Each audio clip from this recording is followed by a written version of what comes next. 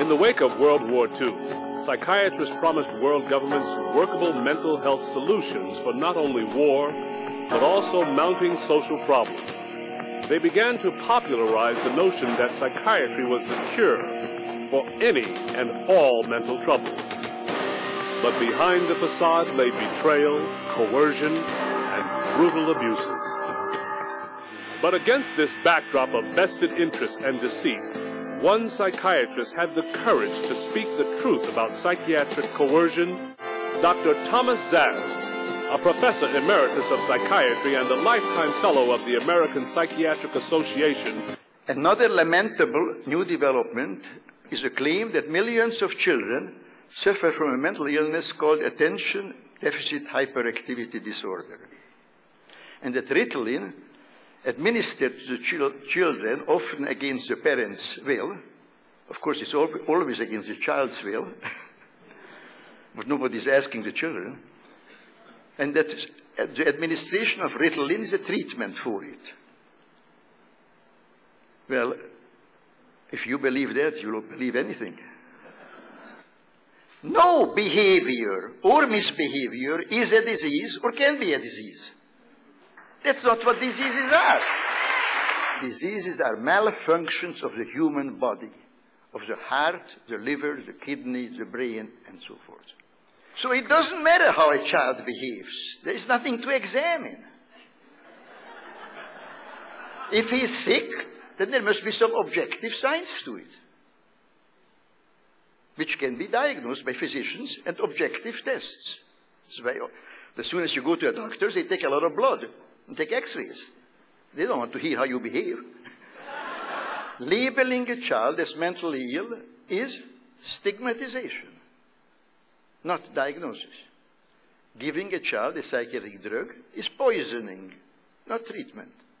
In the last 2 decades, we've heard more and more attention about deficit disorders, ADD, and attention deficit hyperactive disorder, ADHD. The most common treatment for this disorder is a drug called Ritalin. According to the manufacturers of the drugs, the following side effects can and do occur: heart palpitations, cardiac arrhythmias, psychosis, dizziness, and tremor, to just name a few. There is no valid test for ADHD. The diagnosis, called ADHD, is completely subjective. And for anyone from the APA or psychiatry to come here and say these are diseases is a fraud. Fox News has learned 7 of the last 12 school shooters were on Luvox-like antidepressants or SSRIs. The list includes 15-year-old Kip Kinkle withdrawing from Prozac when he shot 22 classmates, killing 2 after murdering his mother and stepfather at his home in Springfield, Oregon. And 17-year-old Eric Harris on Luvox when he and partner Dylan Klebold killed 12 classmates and a teacher in the bloodiest school massacre yet, Columbine. In 1997, after his mother had reluctantly decided to put him on Ritalin, she saw disturbing changes. He went from a social child to an antisocial child. Michael was suffering from some of the most common stimulant side effects. Instead of recognizing the effects the drugs were having on my son, the school psychologist claimed Michael now had a quote-unquote social anxiety disorder and needed to see a psychiatrist. The psychiatrist talked to Michael for 15 minutes and diagnosed him with social anxiety disorder. She handed me a prescription for an antidepressant and told me it was a wonder drug for kids. Michael started taking the antidepressant. Shortly afterwards, he told his teacher he was hearing a male voice in his head telling him to do bad things. I did what I knew I had to do. I took him off the drugs, which culminated with the school calling Child Protective Services on my husband and I, charging us with medical neglect. After a short time of taking the pills, Anthony was begging me to get him off the drug. He said to me, "Mommy, I don't feel good. I feel dizzy. I keep falling asleep in the class." I took him to 2 medical doctors and both told me to get him off that drug. So I did. When the therapist found out that I did that, she forced me to get him back on the drug.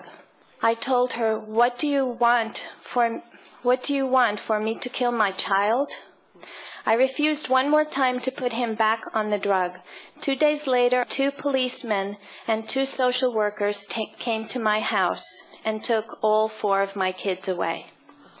The police said that it was for neglecting to give a prescription order for my son. They told me they would only have my children for 24 hours. Now, almost a year later, I still don't have my children with me. Matthew Smith took Ritalin from age 6 to the day he died at age 14.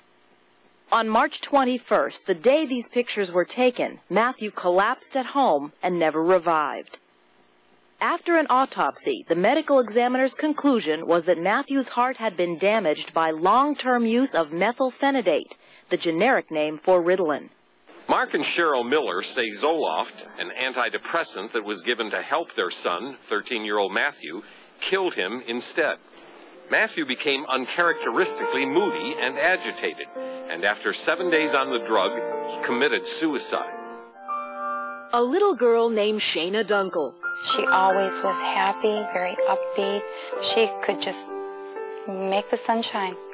The school kept influencing, saying, something's not right here. She can't sit still. You should do something. Psychiatrist Roger LaRoche in Bradford, Pennsylvania, diagnosed Shayna with attention deficit hyperactivity disorder, or ADHD. Dr. LaRoche described desipramine as safer, with fewer side effects, and less potential for abuse. Shayna was given more and more of the drug, and over a 5-month period, her prescribed dosage increased to 250 milligrams per day. 10 o'clock in the morning, I received a phone call from the school nurse telling me that Shayna had taken a slight fall in library. And I explained to her that we were going to go to the doctor, and immediately she said, Mommy, I don't need to go to the doctor. I feel perfectly fine. I want to play my Nintendo. Vicki and Steve drove Shayna to her pediatrician, just a few feet away from Dr. LaRoche's office. And the doctor listened to Shayna's heart, and he said, call a code 99. It meant cardiac arrest. And I knew my baby was in trouble. My husband and I and the doctor and the nurse, we picked our daughter up, and we took her into an examining room, and they took her shirt off, and she took 2 breaths of air. And that was the last time we ever saw our daughter alive. She died right there in a doctor's office where we thought we were taking her and she could come home and play Nintendo. She never made it back. She died there. Saving other children, speaking out, that's what I need to do.